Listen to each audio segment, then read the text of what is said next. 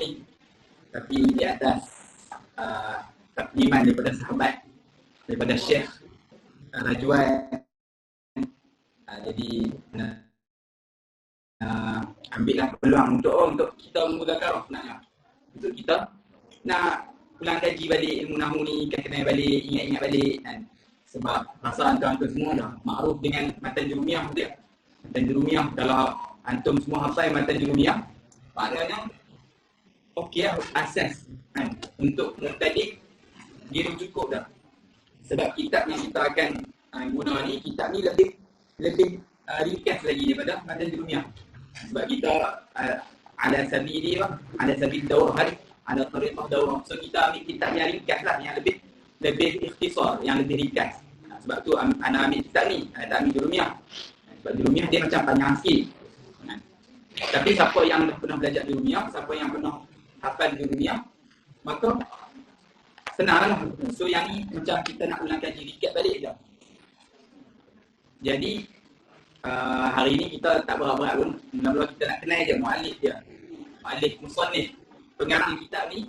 Kemudian kita nak tengok sikit kita panggil pengenalan tentang ilmu nahwu. Setiap ilmu dia ada pengenalan dia. Kita panggil mabadi' asyarah. Jadi ilmu nahwu dia ada mabadi' asyarah dia. Maka muallif ni sebenarnya muallif ni beliau ini adalah abang kepada guru ana. Abang kepada guru ana di Yaman dulu. Jadi ana ambil kitab ni sebab dia kitab ni merupakan silibus lah. Waktu ana belajar dekat Yaman dulu, kitab ni adalah silibus. Kitab ni adalah silibus. Kalau masuk tempat mengaji tu, dia akan belajar kitab ni dulu untuk madhab nahwu. Tamam. Jadi pertama sekali kita tawassul dulu, kita sampaikan al-Fatihah dulu kepada muallif. Jadi al-Fatihah ila Rasulullah sallallahu alaihi wasallam wa ila ruhi sayyidina al-habib al-allamah Sayyid Hasan bin Abdullah bin Umar al-Shatiri, anna Allah yanfa'una bi asrarihi wa bi 'ulumihi fid darain amin. Radhiyallahu ankum. Al-Fatihah.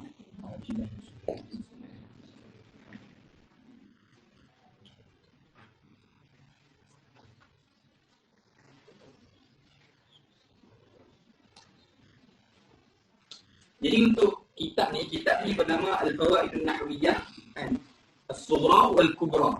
Jadi fawaid nahwiyah yang mana dia ada bahagian sughra, ada bahagian kubra. So kita ambil bahagian kubra sebab dia panjang sikit. Panjang tu bukan maksudnya dia banyaklah sikit. Kalau sughra ni dia ringkas sangat. Maksudnya kalau siapa baca yang kubra, dia tak boleh baca yang sughra. Faham? Dia boleh baca dia sendiri yang sughra tu. So sebab tu lah ana pilih kita ambil bahagian yang kubra, yang panjang sikit je lah. Jadi kita tengok yang dekat awal sekali tu, Nubdatu al-Siratil Mu'allif. Kita kata ringkasanlah tentang kehidupan penulis, pengarang kitab ni.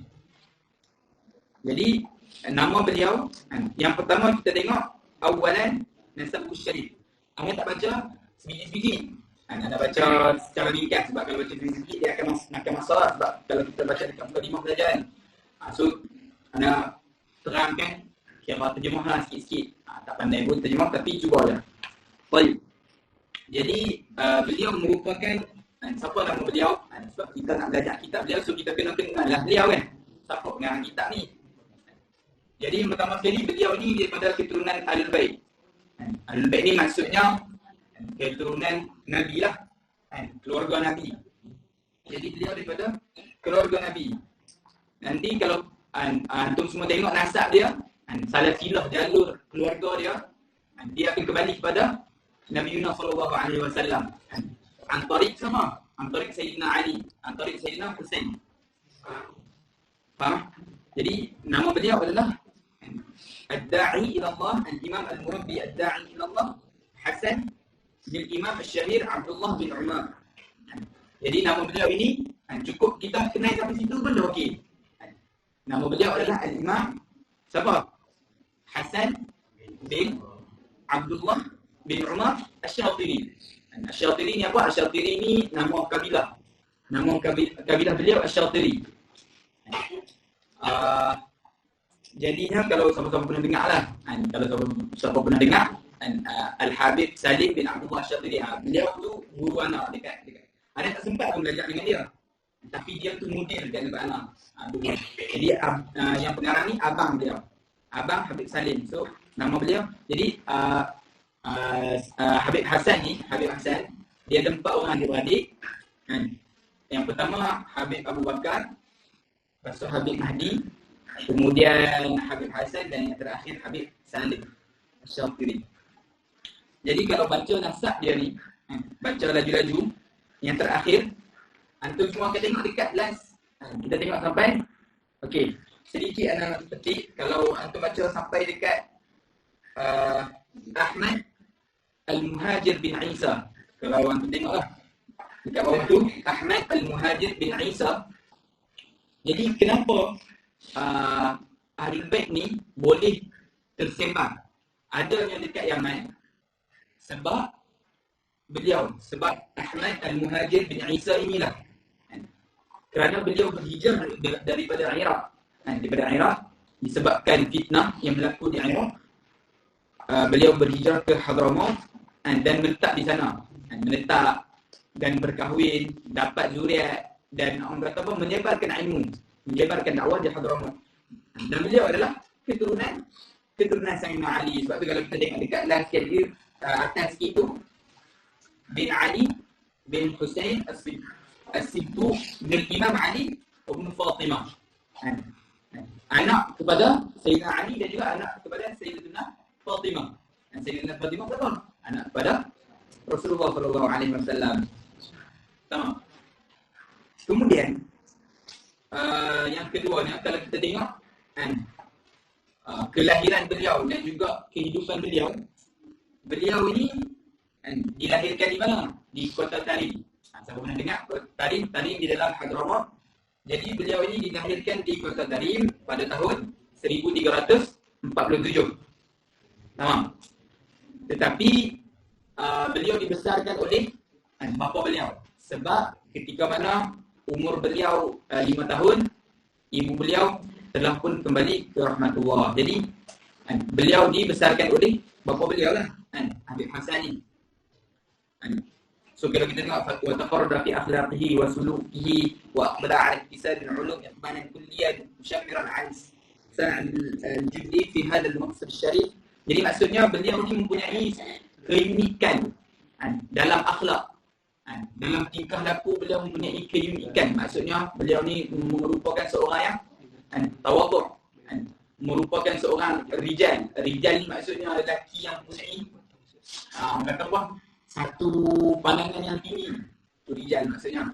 Jadi adab beliau, kesusastraan, kebijakan beliau ni menyebabkan beliau ni naik sebagai seorang ulama yang besar pada zaman beliau tu.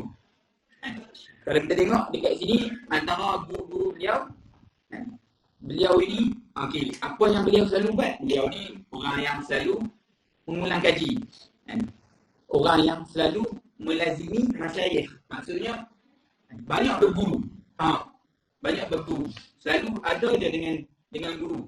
Ambil faedah, ambil ilmu daripada guru-guru. Dan waktu beliau ni tidak lekang daripada menuntut ilmu dan mengajarkan ilmu, menyebarkan ilmu. Antara guru beliau adalah ayah beliau sendiri, iaitu Al-Imam Abdullah bin Umar Asy-Syatiri. Beliau ni, kalau kita tengok, beliau ni belajar dekat mana? Beliau ni belajar di banyak tempat. Maksudnya dekat Tarim ni dia banyak tempat-tempat pengajian yang kita kata macam dekat masjid, dekat zawiyah. So ambil ilmu daripada masyarakat yang buka kelas-kelas talaki yang ada di kota Tarim tu. Maksudnya tak fokus pada satu tempat je, tapi pergi mencari ilmu di sekitar kota Tarim tu. Sebab tu guru beliau, kita tengok ayah beliau sendiri, kemudian Habib Alawi bin Abdullah bin Syahabuddin, Kemudian Habib Hasan Ismail Al-Hamid, Ja'far bin Ahmad Al-Qadir bin Abdul Qadir Al-Adrus, dan banyak lagi sebenarnya guru beliau ni. So bukan beliau duduk dekat satu tempat sahaja. Duduk dekat kalau tempat beliau ni sebenarnya namanya Rubat Tarim. Rubat Tarim. Rubat Tarim ni merupakan satu ma'had yang paling lama di Tarim. Mencecah lebih 100 tahun lebih. 100 tahun lebih. Dan ma'had yang kedua terlama di Kota Hadramaut. Jadi beliau ni belajar di Rubat Tarim dan juga belajar dengan tokoh-tokoh di sekitar Kota Tarim. Kemudian kegiatan ilmu, kalau kita tengok yang nombor 3 tentang nasyatuhu al-ilmi wa mu'allafatuhu, kegiatan beliau dalam ilmu dan juga karangan-karangan beliau. Beliau ni kata apa, akan menggantikan tempat ayah beliau di Rubat Tarim tu. Kalau ayah beliau tu macam contoh ada kesibukan yang lain, so beliau akan gantikan tempat ayah beliau, tetapi selepas abang beliau. Maksudnya kalau ayah dia tak ada, so yang ganti abang dia. Tapi kalau abang dia tak ada, dia yang akan ganti. Tamam. Habib Mahdi tu abang beliau. Dan banyak ulama-ulama yang keluar daripada apa? Daripada tunjuk ajar beliau. Kalau antum semua kenal Habib Umar. Ayah Habib Umar belajar dengan ayah Habib Hasan. Ayah Habib Umar belajar dengan ayah Habib Hasan. Habib Abdullah tadi tu. Dan juga disebabkan Habib Hasan ni dia sibuk dalam menyampaikan dakwah, dalam menyampaikan ilmu, mengajar ilmu. Jadi karangan kitab Habib Hasan ni tak banyak. Maksudnya sikit dah karangan kitab beliau ni. Tak banyak karangan dia. Antara kitab, kalau kita tengok Amalul Yawm wa Lailah, amal seharian. Maksudnya zikir-zikir, dan ada Amalul Yawm wa Lailah tu dalam dia tu ada zikir.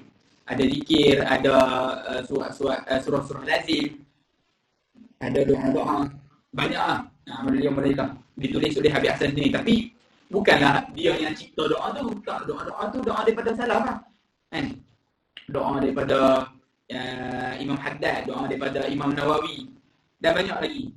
Maksudnya dia kumpulkan, jadikan dalam satu khulasah, dalam satu ringkasan yang dipanggil Amalul Yawm wa Lailah. Kemudian beliau juga merupakan pentaklik. Pentaklik ni maksudnya, misalnya kata kalau ini kita tulis tepi-tepi tu, nota kaki kita nak. Nota kaki tu. Jadi beliau juga merupakan seorang pentaklik dalam kitab Bughayatul Mustashidin. Bughayah Mustashidin ni satu kitab untuk fatwa. Kitab untuk fatwa. Jadi Habib Hasan ni dia taklik kitab tu. Maksudnya kalau contoh dalam dalam ayat tu ada yang perlu dijelaskan. Maksudnya kalau kita baca ayat tu mungkin kita tak faham lagi. So kita perlu penjelasan yang detail sikit. So Habib Hasan dia taklik. Kemudian inilah kitab katanya, kitab Fawaid Nahwiyah ni. Kemudian Diwan Syair. Beliau juga tulis syair-syair. Kalau beli kitab satu nama Diwan, nama Diwan. So dalam tu banyak syair-syair ulama-ulama Hadramaut yang tulis dalam tu. Syair Imam Haddad, syair Habib Hasan dan sebagainya. Kemudian menukar Syekh Al-Imam Zain Al-Alwi Abdullah bin Syamrih fi Jalalain. Kemudian fawaid fiqhiyah. Yang seterusnya, kalau kita nak cerita pasal adab ni, adab beliau ni sangatlah tinggi. Kalau kita tengok dekat Rabi'an akhlaq wa sifatuhu, akhlak dan sifat beliau ni sangat tinggilah. Yang mana kalau kita kata beri gambaran, kalau contoh ada empat orang ulama yang mempunyai akhlak-akhlak yang berbeza. Semua akhlak bagus, khuluqul hasanah. Tetapi misal kata kalau contohlah, bagi contoh, kalau lah rajuan ada akhlak yang mana dia ni suka tolong orang, tapi belum tentu dia orang yang pemurah. Lepas tu Iskandar dia ada akhlak yang pemurah. Tapi belum tentu dia tuan orang. Maksudnya akhlak tu berbeza-beza. Tapi semua mempunyai akhlak yang baik. Tapi kalau Habib Hassan ni, daripada akhlak-akhlak tu Allah Ta'ala kurniakan akhlak yang banyak dekat orang yang berlainan tu, ada dekat diri dia seorang. Antaranya. Maksudnya dia banyak akhlak. Akhlak dan sifat-sifat apa dia? Hasanah dia ni banyak. Sebab tu kalau kita tengok dekat sebab anda tak baca satu kan. So kalau kita tengok dekat bab Rabi'an akhlaq wa sifatuhu, jama'allahu fi ma tafarraqa fi ghairihi min ulama'i waqtihi wa sulahaihi. Yang mana Allah Ta'ala kumpulkan pada diri beliau ni akhlak-akhlak, sifat-sifat yang mana ada dekat ulama-ulama lain, masuk ke dalam diri dia. Maksudnya dia mempunyai akhlak yang banyak. Bukan kalau dia suka tolong orang, dia juga orang yang pemurah. Begitulah, dia juga orang yang beradab dan sebagainya. Beliau juga fakana la yadhuru li nafsihi al-batta.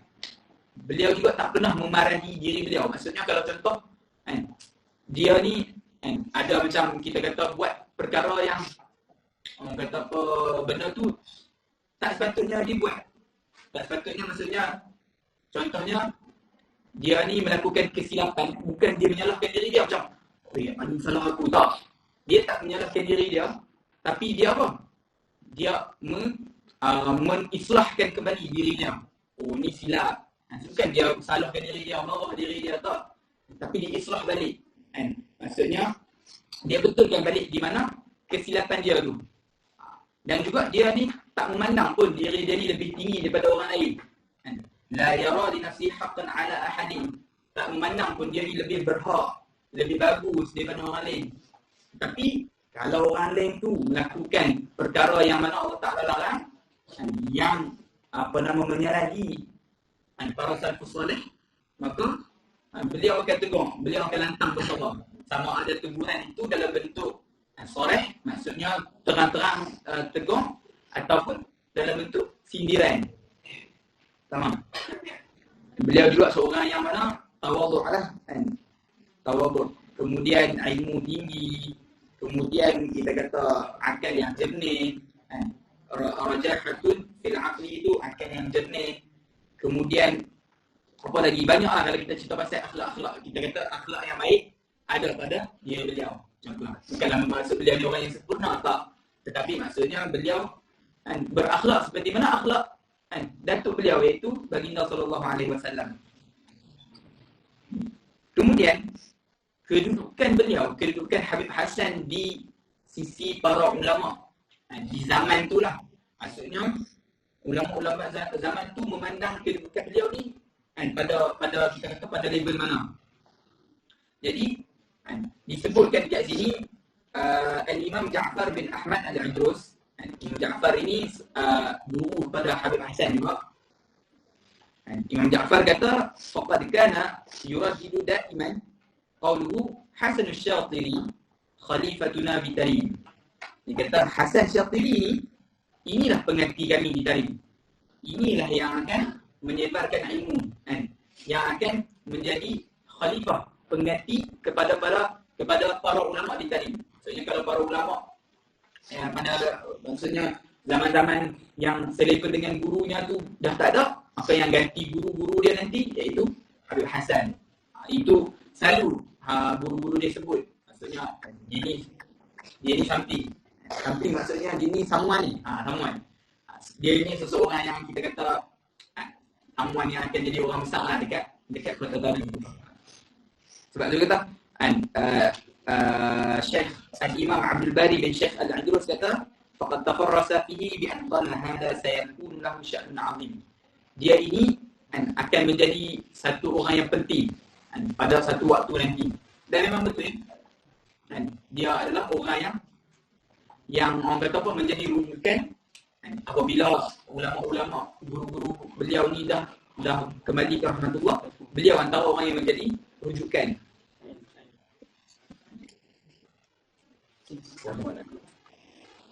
Seterusnya antara nasihat lah kita baca sikit dekat Nublatun min Kalamihi wa Nasaihi.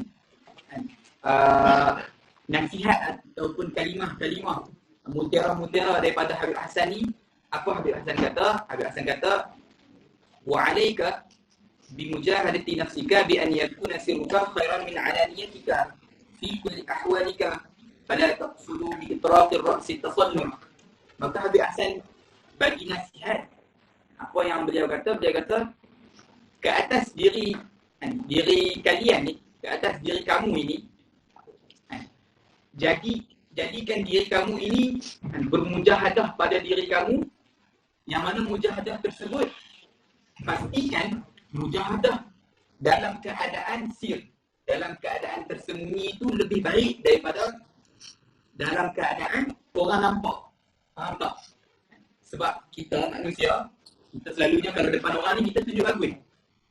Tapi di sebalik tu, baini wa bain Allah, antara saya dengan Allah Taala, antara ana dengan Allah. So, jadi Habib Hassan kata, jadikan kalian punya waktu sendiri tu lebih baik daripada waktu di mana orang tengok kalian. Jadikan waktu tu lebih baik, sebab di situlah akan timbulnya keikhlasan. Akan timbulnya lebih banyak keikhlasan. Sebab kalau kita nak latih ikhlas kita ni, kita latih daripada waktu kita sendiri tu. Sebab kalau depan orang, belum tentu kita buat untuk nak ikhlaskan betul-betul 100% kerana Allah tu. Mesti jujurlah. Kita depan orang mesti kita tunjuk bagus kan. Kita semayang pun slow. Ini berdasarkan pengalaman. Slow kita jaga. Alhamdulillah semua kan. Tapi macam orang lain, awak tadi depan orang asal macam 5 minit semayang. Awak seorang tengah 2 minit kan. Macam tu lah. Jadi latih dekat seorang tu. Waktu seorang tu kita banyakkan latihan untuk kita lebih ikhlas. Supaya depan orang tu kita ada kekuatan untuk ikhlas juga. 100% kerana Allah. Itu antara nasihat ataupun wasiat lah daripada Habib Hassan. Kita tak banyak. Kemudian kita tengok dekat muka surat. Kalau tengok dekat muka surat apa? Tak tulis muka surat. Muka surat 15. Lepas tu muka surat 16 je. Yang dekat Al-Fawaidun Nahwiyah As-Sughra. Jadi kita kenal lah sedikit pasal mu'allif ni. Kalau nak kenal lagi, boleh baca sendiri. Ayat dia simple je, tak susah pun. Kalau kita tengok dekat Al-Fawaidun Nahwiyah As-Sughra, kita tak baca Al-Fawaidun Nahwiyah As-Sughra ni, cuma kita nak baca pengenalan je. Kalau kita tengok Mabadi'u Ilmun Nahwi, kita tengok dekat pengenalan ataupun permulaan ilmu nahwu. Kita nak belajar satu ilmu, kita kena kenal ilmu tu. Sebab patah ada mengatakan, tak kenal maka tak cinta. Jadi untuk kita mencintai ilmu nahwu, maka kita kena kenal dulu apa itu ilmu nahwu. Maka ulama menuliskan tiga bait, 3 abiyat, ataupun kita bagi 3 rangkap lah. 3 rangkap syair. Maksudnya setiap ilmu pakai je syair ni. Apa syair dia? Maka kata ulama, inna mabadi'a kulli fannin 10, al-hadd wal mawdu'u thumma thamara. Kalau antum belajar dengan Ustaz Aiman tu, Ustaz Aiman yang mengajar kita yang mengajar kita Fawaidul Bahiyah tu kan, yang KLB tu, beliau akan mulakan mabadi ini, akan terangkan pasal mabadi ni. Sebab itulah tariqah salah. Dia akan terangkan dulu pengenalan akan ilmu tersebut. Maka inna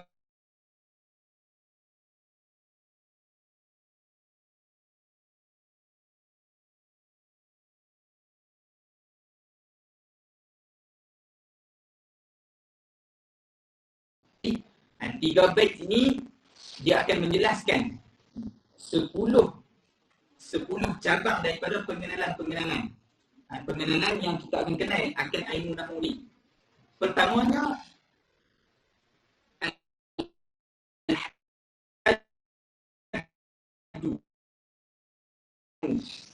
Jadi al-awwalu al-haddu. Apa itu haddu? Ta'riflah. Maka fahadduhu huwa lughatan. Kalau boleh tengok kat kita ada dalam kitab tu. Al-haddu fahadduhu huwa lughatan al-qasdu. Nahwu ni daripada segi lughah dia, daripada segi bahasa, iaitu al-qasdu, iaitu tujuan. Maksudnya ilmu nahwu ni merupakan satu tujuan Tujuan apa? Tujuan untuk kita boleh terjemahkan kat sini, tujuan untuk kita tahu baca kitab Arab. Itulah tujuan kita belajar ilmu nahwu. Untuk kita faham kitab Arab. Dengan belajarnya ilmu nahwu, kita boleh baca kitab Arab, kita boleh faham kitab Arab. Itu tujuan kita belajar ilmu nahwu. So, ilmu nahwu ni merupakan tujuan. Itu daripada segi bahasa lah. Tapi yang kita nak fokus dekat sini dekat mana? Daripada segi istilah. Nanti kalau antum belajar usul fiqh, dia ada perbezaan antara istilah dengan syar'an. Dalam satu-satu takrif tu dia ada istilahan, dia ada syar'an. Bila masa diguna istilah, bila masa diguna syar'an tu. Jadi usul fiqh. So kita tak ada bahasnya tu. Jadi istilah ni kenapa dinamakan istilah? Sebab ulama yang karang. Ulama yang karang. Kalau syarak ni datang daripada Allah Ta'ala, maksudnya takrif tu Allah Ta'ala memang dah letakkan, so ulama just bagi jadi satu rangka ayat aja. Okey, ini takrif, tapi asalnya daripada Allah. Tapi istilah ni tak, ulama sendiri yang buat. Macam mana ulama buat? Daripada ilmu tu sendiri, ulama ringkaskan, sebenarnya ilmu ni nak bahas pasal apa? Jadilah istilah. Jadi apa istilah ilmu nahwu? Ilmu nahwu ni ilmun bi usulin yu'rafu biha ahwalu awakhiril kalim i'raban wa bina'an. Satu ilmu dengan usul-usul tu maksudnya asal-asal ataupun asas-asas. Asas-asas untuk apa? Untuk diketahui tentang ilmu tersebut tu akan apa? Akan keadaan akhir kalimat. Sebab ilmu nahwu kita hanya nak tahu apa keadaan di akhir kalimat tu. Adakah dia ini marfu', adakah dia ini mansub ataupun majrur ataupun majzum. Jadi kita nak tahu dekat last kali tu je. Apa hal dia, apa keadaan dia. Itu ilmu nahwu. Tapi surah sebelum tu. Maksudnya sebelum akhir itu kita bahas dekat surah. Tapi akhir kita bahas dekat nahwu. Jadi untuk mengetahui kalimat-kalimat secara i'rab ataupun bina. I'rab ini maksudnya dia ini akan berubah mengikut tempat dia duduk. Maksudnya kalimat tu dia duduk dekat mana? Dia duduk dekat mahal mubtada ke, dia duduk dekat mahal fa'il ke, maf'ul bih ke. So dekat tempat tu, so kita dapat kenal, dia ni maf'ul bih. So itu yang dibahaskan. So bila dia duduk kat maf'ul bih, apa dia punya keadaan? Mansub. So itu yang kita nak bahaskan. Bina ini kita kata dalam setiap keadaan dia punya baris tu, dia punya harakat di akhir tu dia tak akan berubah pun. Datanglah macam mana bentuk pun dia tak akan berubah. Contoh kita ambil nama Sayyidina Isa. Duduklah dekat mana pun tetap kita panggil Isa. Kita tak panggil Isi, kita panggil Isu. Isa je. Itu bina. Faham? Kemudian yang kedua, al-mawdu'. Mawdu' ni maksudnya topik. Jadi topik dalam ilmu nahwu ni apa? Famawdu'uhu al-kalimatul arabiyyah min haythul bahthu an ahwaliha atau min haythul bahthi murid an ahwaliha. Jadi topik yang ilmu nahwu bincangkan ini iaitu kalimah-kalimah bahasa Arab. So dia tak bincang pun kalimah Melayu. Melayu ni begitu jadi begita, tak apa, begitu je lah. So dia tak bincangkan bahasa kita, bahasa lain. Dia hanya membincangkan pasal kalimah dalam bahasa Arab. Min haythul bahthu an ahwaliha, dari segi perbahasan tentang keadaan kalimah tersebut. Adakah dia marfu', adakah dia majzum, mansub dan sebagainya. Itu topik dalam ilmu nahwu. Kemudian dia punya samarah. Samarah ni maksudnya faedah. Samarah ni maksudnya buah. So buah ni merupakan kias bagi perkataan faedah. So faedah bagi ilmu nahwu ni apa? Fatamaratuhu at-taharruzu 'anil khata'. Dapat mengelakkan daripada melakukan kesalahan. Bila kita baca kitab, maka faedah kita belajar ilmu nahwu ni kita dapat elakkan daripada kita salah menterjemahkan, daripada kita salah baris tu. Bila kita salah baris, kita salahlah terjemah.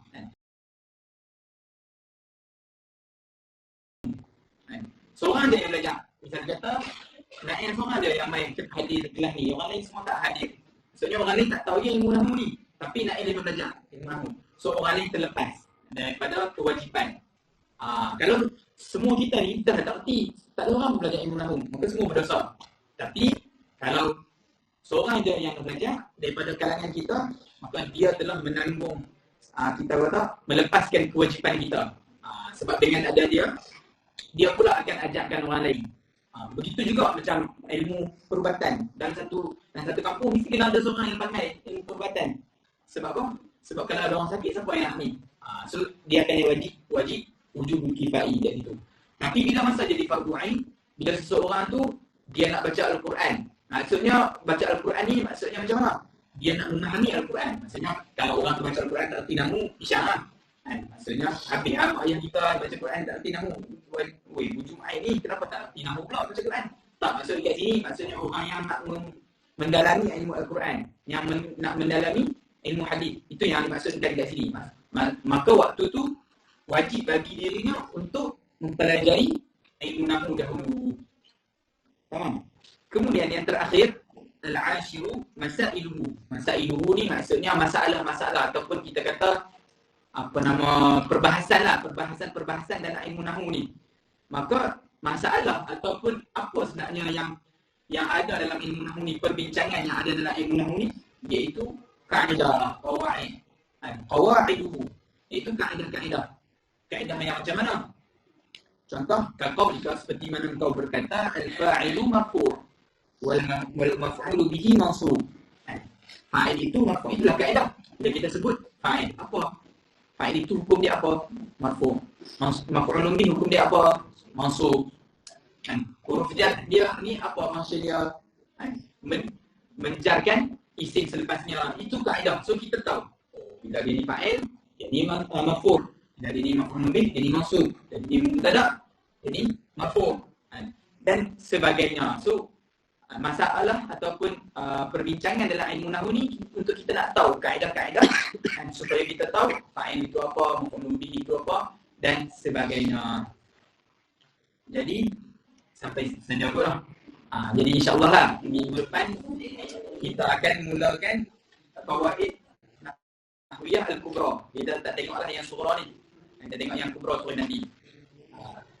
Jadi wallahu a'lam bissawab. Jadi nak minta maaf kalau kekurangan, ada apa-apa kekurangan. Kalau nak tanya boleh tanya. Ada orang tanya? Okey, tak ada orang tanya. Okay. Jadi anda minta maaf kalau ada kekurangan. Jadi kita tutup kita punya pengajian pertama ni dengan tasbih kafarah dan surah Al-Asr. Subhanallahumma wa bihamdihi, asyhadu an la ilaha illa anta, astaghfiruka wa atubu ilaik. Bismillahirrahmanirrahim.